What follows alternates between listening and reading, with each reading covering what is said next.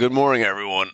My name is Dimitri. Welcome to the first episode of Caged, an installment where we're going to document the journey here of more or less a novice to be named in future episodes, if I didn't already drop his name earlier, as he embarks on his MMA journey. So said novice, why don't you say hello? Novice. I've been in the streets. We'll get there. We'll get there in your street experience. But why don't you say hello to the audience? Get a little bit about the basics. Maybe as it pertains to fighting, like give your age, weight, and then brief experience and background. All right. So I guess we're backdating this a little bit. So 33, 6'1", 220 pounds when I decided that I'm gonna fight people in a cage. And I wrestled in high school. I think I did like 3 months of jiu-jitsu when I found out I wasn't going to college. And I tried to be an MMA fighter when I was like 20, but that lasted like 3 months. All right. So that's a pretty accurate background. I'm also here to fact check you along the way when you start to say some BS. So I'll call you out on that since I've known you for some time. What are you calling me out on already? No, nothing. I said that was good. All Well, right. So let's. I guess. Yeah, we gotta What do you say got? why we're having this podcast. I mean, why we're having this channel. yeah. I mean, we're gonna So, document your journey, dude. You're trying to go pro, and we're gonna dive in. I have some questions to see your goals here. So here's the thing. Dimitri is here because he's smarter than I am, and he has to keep this on track so people actually know what's going on instead of some mindless rambling from me. So, pandemic happened last year, but a little bit before the pandemic, I got back into watching UFC. And I was watching a John Jones fight, and I was like, John Jones is a bum. I can beat this guy up. That's not true. It's not true. But I was like, what makes this guy so special that he just gets to fight in the UFC since he's like 20-some years old? I could do this.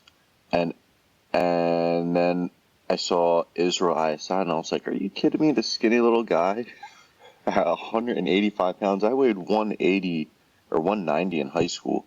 It's like, this is absolutely nuts. What am I doing in my life?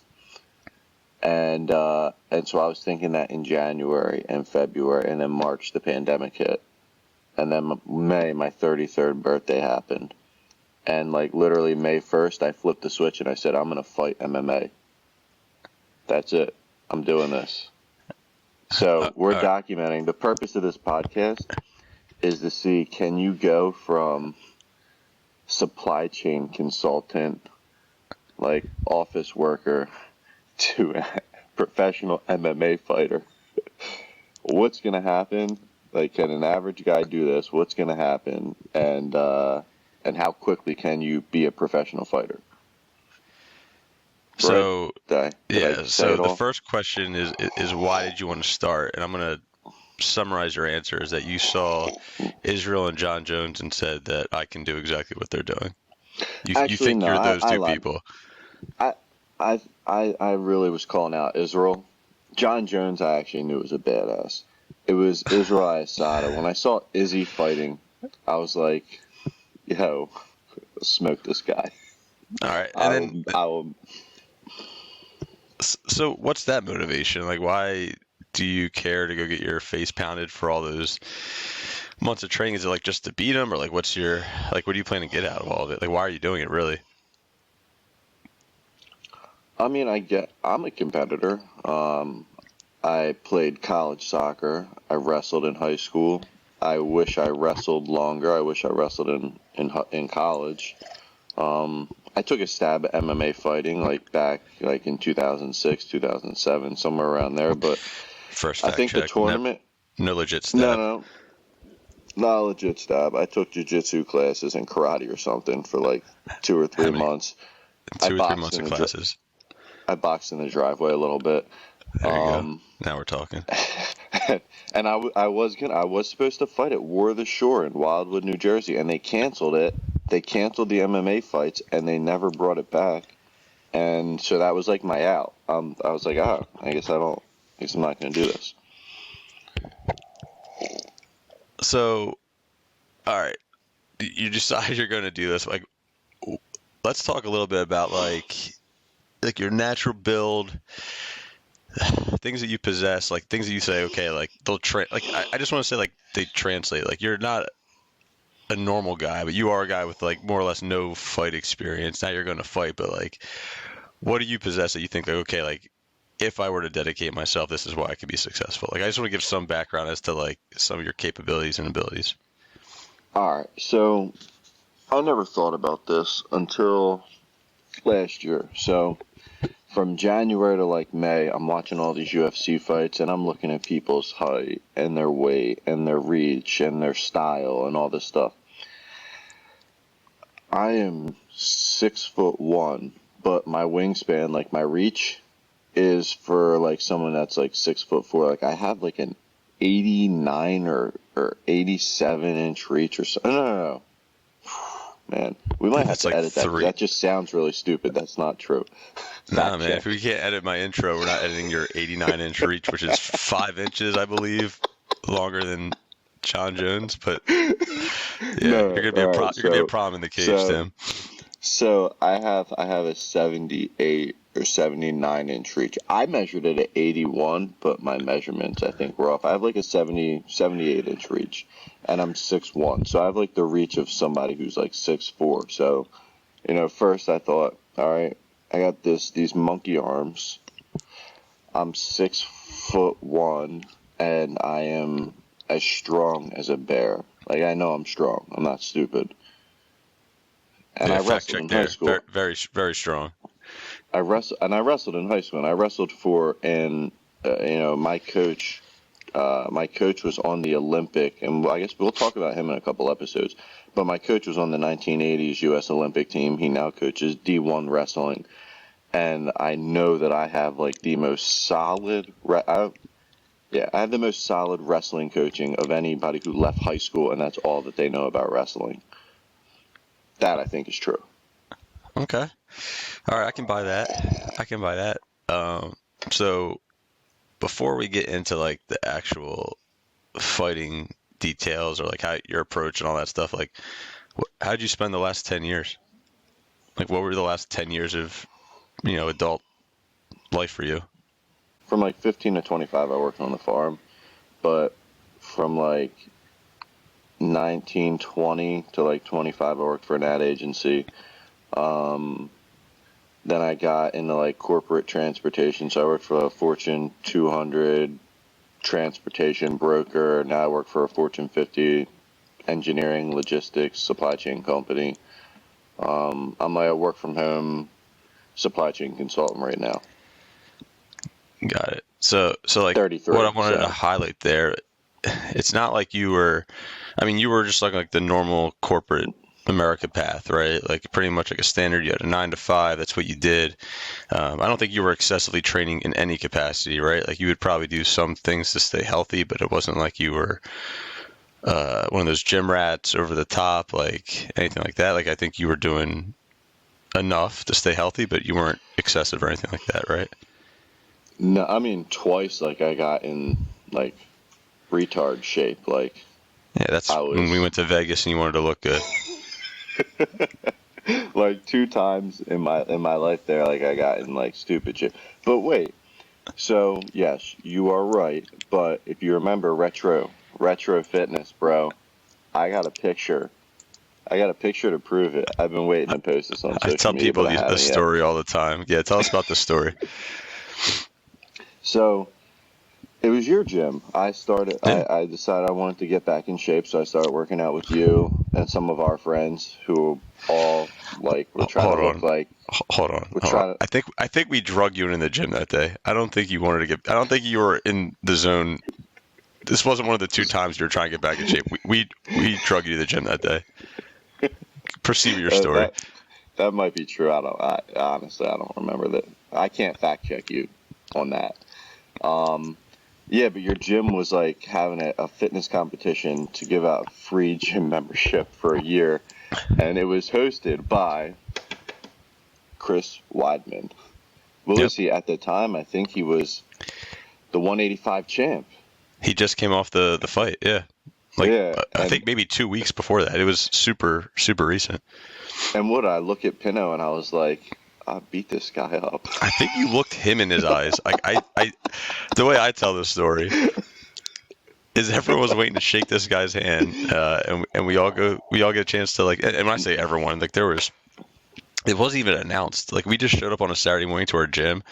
The gym's been open for 2-3 weeks this time, and then they had this like delayed grand opening, and they brought him in as like the main attraction for the grand opening. So like there's maybe 20 people inside this gym working out at the time. We went early, and we're like, man, look who it is, and we all go over there and kind of say hi, like congrats, like you're the champ, and Tim shakes this dude's hand, and by the way, monster, like in real life, like big dude, like thick, like it's just a problem.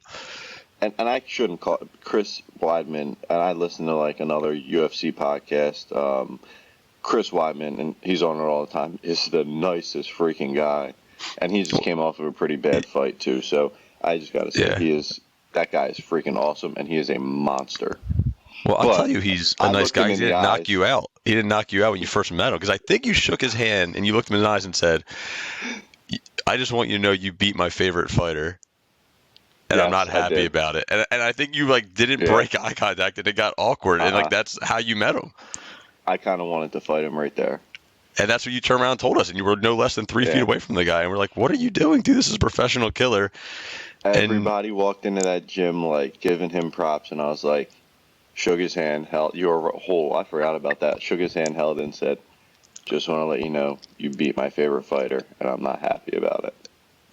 And you weren't smiling, and like he kind of smiled like he thought you were about to like crack one, and you were like dead ass serious. He didn't know what to do. Was that a nervous smile? Was that a nervous smile, you think? From him? Yeah. You didn't smile. You had no smile. He was smiling because he could only assume you were joking, because why would this random kid talk this professional champion, but yeah, it was that was cool. I do remember that. I tell that story all the time. All right, so I forgot all about that. That's great. We'll get back to that at some point. So this is a little bit of the background. So to kind of recap, you did 3 months of training. You boxed in your driveway for 10 years. You bounced around some supply chain jobs. The next question would be like, are you just an incredible, like, are you a street fighter kind of guy? Like, are you one of those kids that just like ran around growing up just knocking people out? Like, do you have that in your repertoire? Does that like give you the confidence that you can do this? I would talk about my one and only street fight that I've had, but you're gonna fact check me. So yeah. I want you to tell it as if I wasn't here, because I want to hear this story for the first time also. No, this is a setup.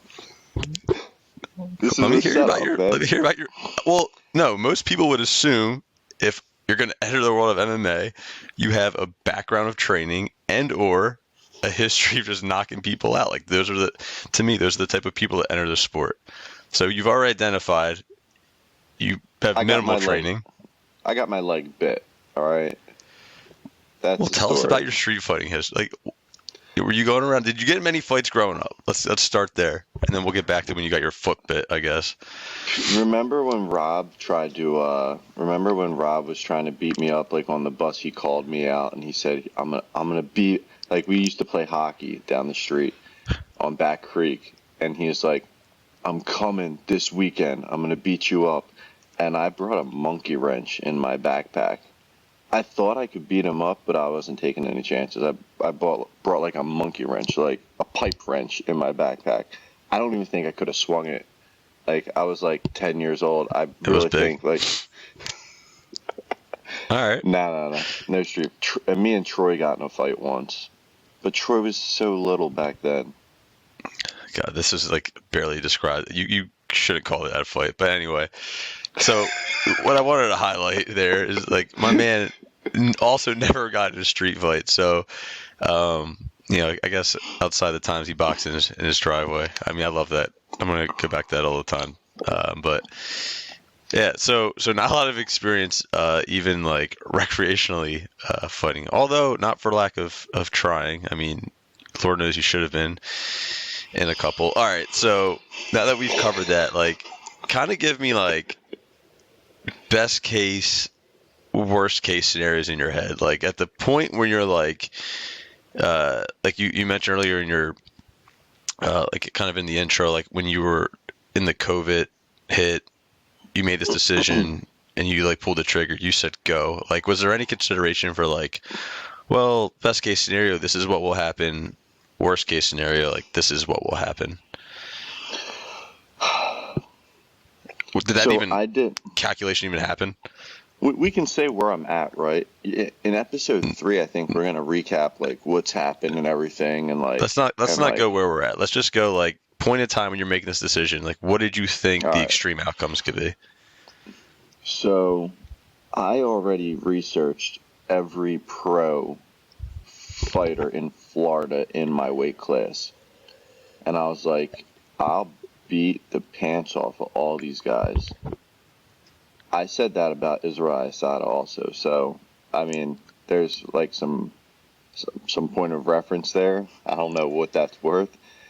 So I was like, all right, I can beat all these guys. Then maybe Dana White gives me an opportunity on Contender Series. Like, I'm the best one in Florida. There's one guy. Well, that we'll talk. There is one person who I was like, all right, so this is the guy I have to wind up fighting. He's actually somebody worth fighting. But before him, there's really nothing. There's one Yeah. guy. So But I was thinking, but at that time, I was thinking of the 185 weight class. As I started to train and really get into this, and then I kept watching Izzy's fights, I was like, nah, bro, you got to fight at 170. Because, yeah, you can beat these bums at 185, but you can't be a world-class fighter at 185. I mean, you could. Like, I think that there are pro fighters that I will trash at 185, but then there's you're going to get to a point very quickly where, dude, you're up against a brick wall. Like, you better bring out the demon, or if you want to, like, stay in this side of the world, you got to, like, cut weight and fight people that are actually built more like you. So yeah, I want to dive into all that, and we're gonna do that like in a minute. But I think it's important to highlight here, like the statement you made about trashing professional fighters, and like the confidence you have. Like it's not, it's it was consistent, misguided right? to a degree, but it was misguided to a degree. Like I had some reality checks in there. Yeah, but the fact remains is saying that like you have a true belief that you like can beat professionals out there today. Yeah, I mean that's true, right? That's a true statement. Mm-hmm. Yes. And you had that belief before you even like had any kind of validation from training or anything like that. Like you just, I'm going to start training and I'm going to be better than some of these people I'm watching on TV. Well, like, all right, so if an average guy like Jim Rat comes out and says, oh, I can beat these guys, I think that's stupid. I wrestled at least, so I know that I can I know that I could take a grown man and hold him on the ground. So, yeah, you might be a good striker, but I'm not going to stand up. I'm going to bury you on the ground. So I take it from, I mean, I guess I have some frame of reference to say I can beat you up, but I don't know. Does that make sense? Like, it's not like I guess from no experience. it's minimal. Lose, Like how do you bridge? You don't lose wrestling. Like wrestling is with you. I could buy that to a degree, and I mean, we could bring on. But we how could do you? bring on But the how do you dragons. bridge? How do you bridge? I mean, you didn't even wrestle for all 4 years. You wrestled for 2 years, 1 year. How many years did you wrestle? 2 years. 2 years. 2 years.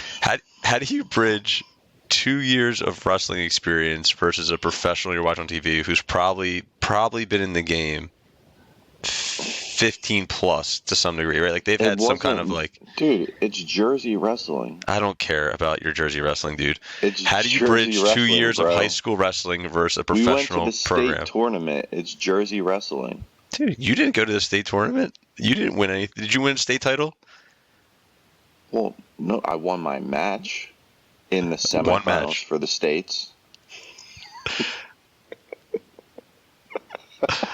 I guess like some of I these was a guys on tra- TV with wrestling I was backgrounds. Listen, hold on, hold on, hold I on. was a Some of these trash guys on I was a TV, trash wrestler. All right.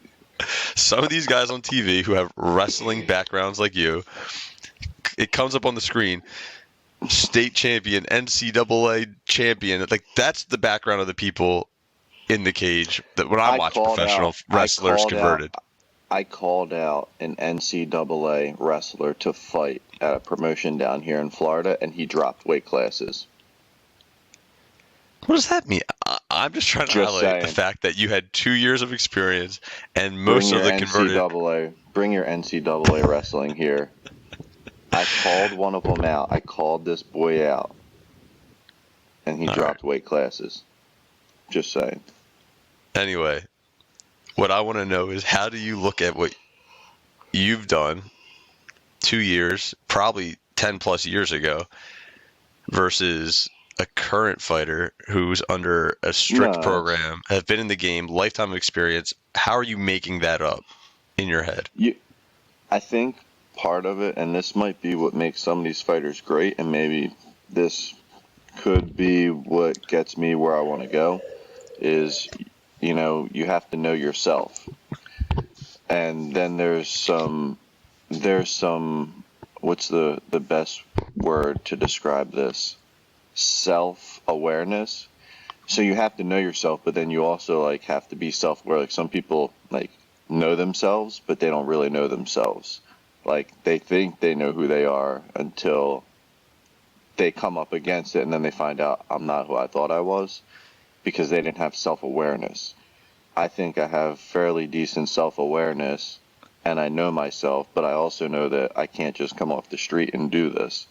I have to train. So it's not, oh, I can do this. It's if I put in more work than he's putting in, I can do this. Because I have time to make up for it too. So if I put in the work, is putting in the work for this couple of years and walking in the cage with anybody who they put against me in this weight class and showing up prepared, I can be a millionaire, and I can professionally, competitively, like I can compete. Like, because we all have this, ex-athletes have this drive to compete. I can compete in my 30s as a professional athlete, which I like. If I can make money competing professionally in the middle of my 30s, just be like, I'm going to be a professional athlete. Like, what other sport can you just be like, I can't decide to be a football player. I can't go out and decide to, like, play, like, NHL. But I can decide today, like, I have the skill sets where I can decide if I put in 4 hours a day training for the next 6 months to a year, I can walk into the cage and I can beat somebody until the ref pulls me off, take that W, and go and do it again. All right, so let's dive into that. I think we can get back into your self-awareness comment, because I think the counter argument could be lack of self-awareness also. Like it's a fine line, right? Like That's what I was trying to say, though. There's a line, right? yeah. So like I would argue that you walking into a ring with your background, like if you didn't have some amount of time to like train and get up to speed, would be lack of self-awareness if you think that that's going to give you a chance against a professional fighter. But we're going to dive more into that in future episodes. But let's talk because you mentioned like the whole pro thing. All right, so you reached out, you were like kind of told us all like, hey guys, like I'm doing this. Like what does doing this mean? Like how do you, like what's the path to becoming a pro fighter? Let's like kind of dive into like, you decide you want to do this. I'm sure there was some research that was involved, but I want to like get into the game plan now. Like you said, yes, I'm going to do it. So first of all, like what needs to get done, and then maybe like walk us through your strategy of like how you said you were going to do it. Like, what disciplines did you want to train in? How often would you want to train in? Like, what were you going to incorporate? Like, maybe talk us through the weight class selection that you kind of like alluded to earlier. Maybe like all of that. Like, how did the whole game plan come together? And is it So even finished at this point? Like, do you even know today? yeah, I mean, at this point today, so start now and then I'll start now and then I'll go all the way to the beginning. Today, I know everything, like, and it's in progress to a good degree.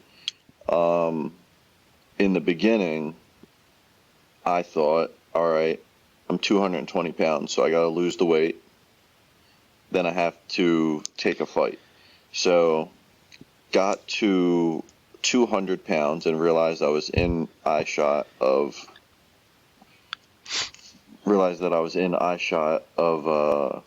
185, so I started looking for fights. I wasn't hearing back from any promotions, and I realized, all right, you have to be affiliated with a gym in order for these people to let you fight. So I started looking for a gym. Then I found out you can't just take a pro fight in Florida. You need 5 amateur fights before you take a pro fight in Florida. So got to find a gym. It's COVID, so no gyms are open. I kept trying to like reach out to America Top Team. America Top Team was only letting their pro fighters train at their gym. So I found a small local gym who's like really, really good at boxing and has like kickboxing and MMA program and stuff. And this gym was open. I started training out of there five days a week, and then I would train on my own 6 or 7 days a week. But kickboxing, jiu-jitsu, I do wrestling, fence wrestling, which is like cage style wrestling. At least 2 to 3 miles of cardio every day, if not upwards of 5 or 6 miles. Wind sprints, all that stuff, strength and conditioning.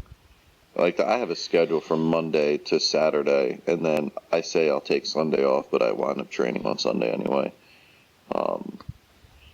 But yeah, so you need a gym to back you in order to get you in touch with the promoters to get a fight.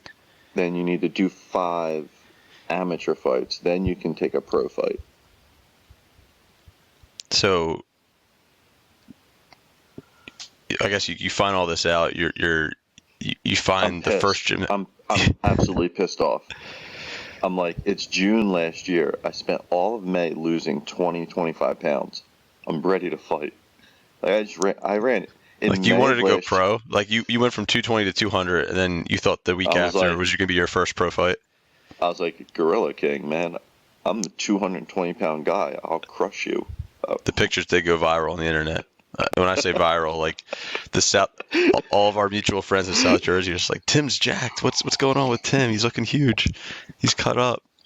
I posted the transformation and pretty much told everyone, hey guys, I'm fighting MMA, and everyone. That was pretty cool though. That was very humbling. Like people were like, yo, get it, man. Let's go. Let's do this. I was like, people that I haven't spoken to in like a decade or more. I was like, you want to know what?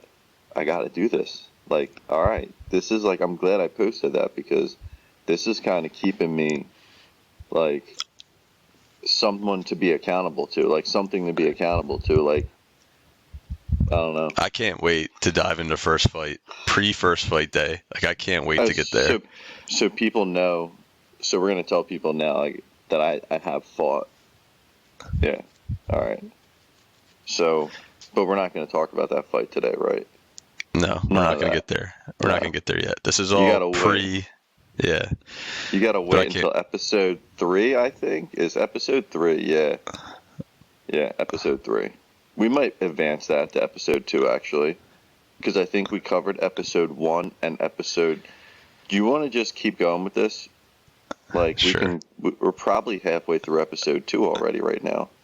I never just even looked at it. I'm just firing questions off the hip here, Tim. So I want to like kind of go back. Like you find out you need to do 5 amateur fights. Like in your head, what did that look like? Were you gonna bang out 5 in 5 months, 5 weeks, a year? I mean, like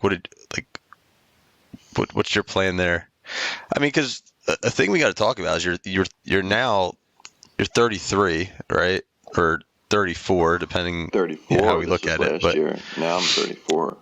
um, so how what was your plan? Because you said you have time, but like how much time do you really have? Max 5 years? So I'm in the gym by May, and like you get to a gym and you have these ideas. No, in June. Have like no the no. So I was in the gym until July because so May I lost all the weight. The first week of May last year, I realized I can't. Like I remember what it's like wrestling with contacts, and I was like, I can't fight with contacts. So, and you know me, I can't even get my blood drawn without This like is crazy. without holding the nurse's hand. So I hate needles, man. I hate needles. So I had to get surgery on my eyes. So LASIK, you think it's really easy. So I go to the consultant, and they're like, "Yeah, but you're fighting, and you think you're going to go into train as soon as you're healed. We cut that flap in your eye, and if you get hit, that flap can open up. Like it's like scar tissue's always there. You'll never see it, but in 2 years you could get hit and it could open up. We have to do PRK." So they burn the whole like cornea, I think it is, whatever. They burn a circle in the top of your eye.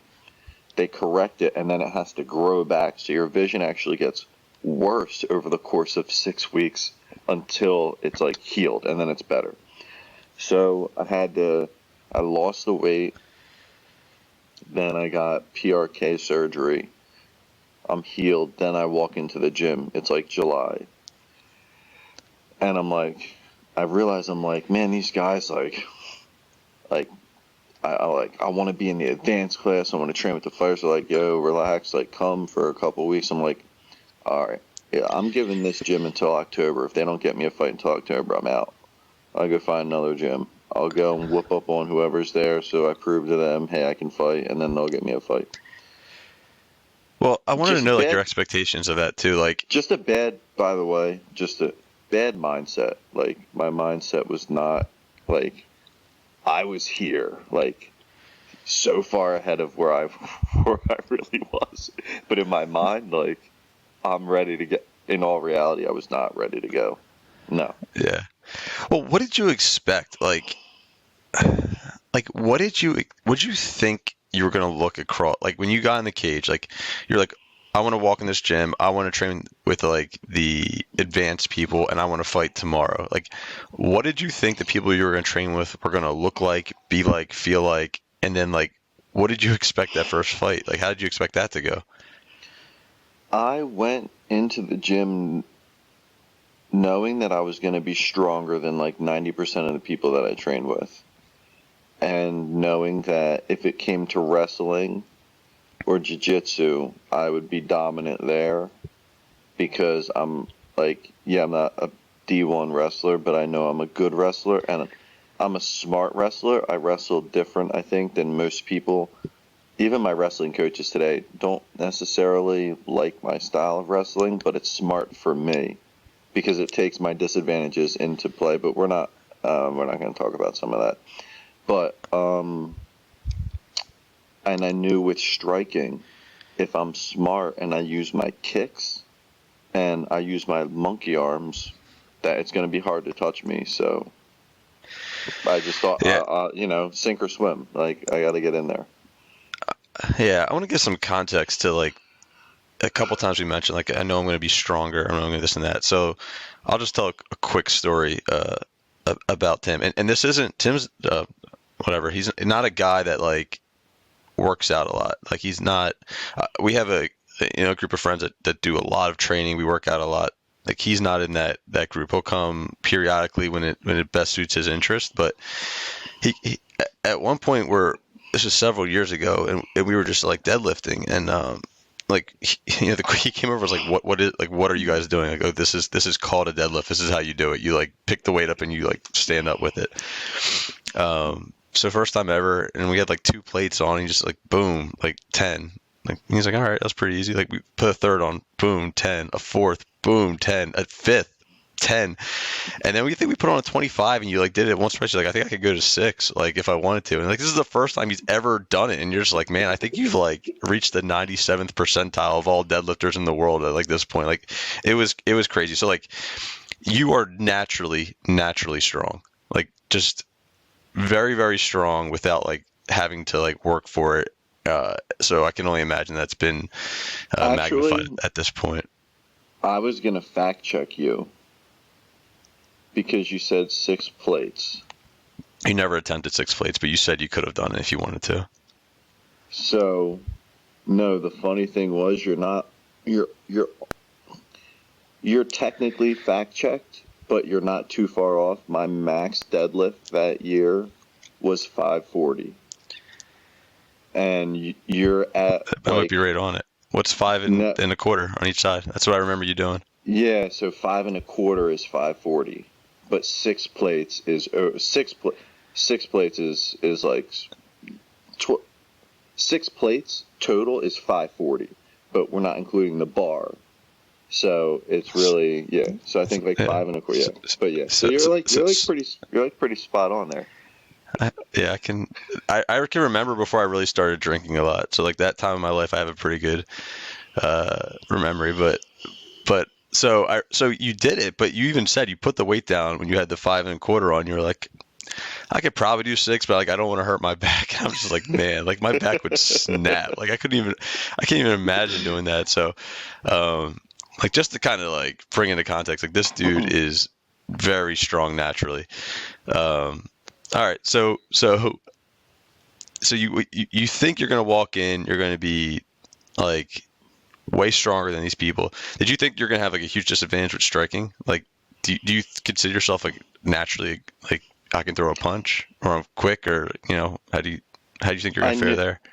I knew it was something that I was gonna have to work on a little bit, but I figured, all right, protect your face, and when I hit you, you're gonna feel it. And that's a good defense is for the person to be scared to get hit a second time in my mind. So I thought, hey, I'll sit here, I'll box with somebody as long as I can kick them too. But no, I did have some like I knew I had to work on something. All right, all right. So I guess like let's go let's go a month in to training now. You're Do you want like, to go? Do you want to go like? We'll go like. So the way that the first gym I went to worked was kickboxing all week Friday.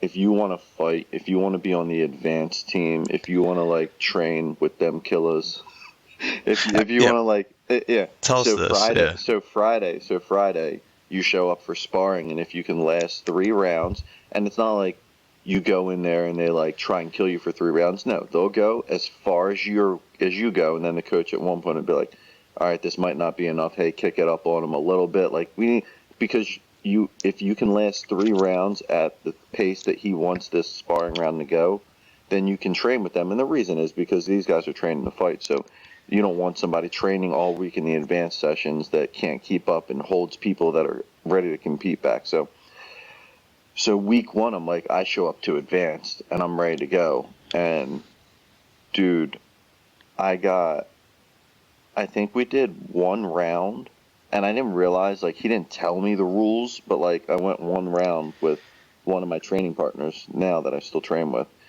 And I mean, this kid kicked me in the face and like, I thought I did okay, but dude, I was just drowning. Like I got beat up. Like I didn't know what sparring. Like I mean, in my defense, I didn't know what sparring was, but really, yeah. Well, that was a problem in and of itself. And yeah, I got my butt handed to me. Yeah, I got tuned up a little bit. That's not how you told me the story the first time.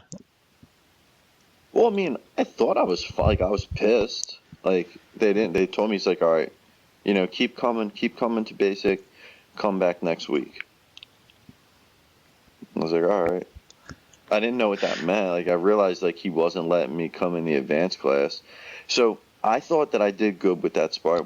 pretty much the problem was that I found out I wasn't defending myself at all.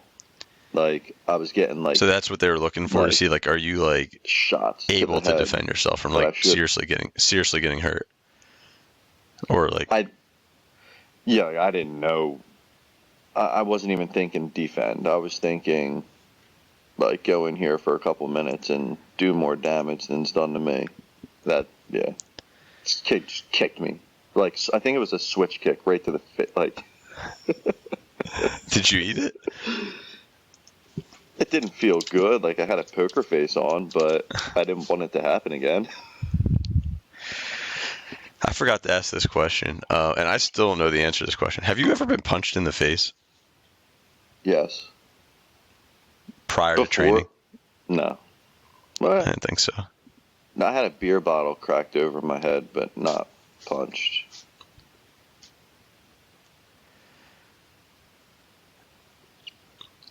I think I good? lost you. Oh, no, Yeah, I we're think good. Now we're good. So what was the answer to that? I had a beer bottle cracked over my head, but I was never punched. That sounds accurate. All right, so I think more or less we like covered a lot of, the history, like where you were like leading up to, to like training, and I think that's like a good place to cap, episode 1, and then we can kind of dive into chapter 2 as like that starts to heat up and maybe leading up to first fight. We can do that in the next part of the series. Sounds good, bro. This was fun, I think so. And just to, like, restate it, so the purpose of this podcast is going to be talking about how somebody goes from zero to professional fighter, the timeline that it takes, the type of training that it takes. Is this even possible to do? And just kind of documenting this journey and hopefully providing some level of entertainment. I think it's kind of entertaining. Yeah. Yep. This is going to be That's fun. it. We want All right, to see how you get there, bud. We're going to call it a wrap right now. So what are we? We were going to do this every 2 weeks. Are we going to do this once a week, or are we going to do this every 2 weeks? What do you want to do? I guess we should let the audience know what to expect. I could fact check you once a week. I can call your bullshit once a week. We'll do this once a week. All right. So the plan is going to be to roll this podcast out once a week. All right. Let's do it. All right, brother. It's good talking to you. All right. We'll see you guys next weekend on Caged. See you guys.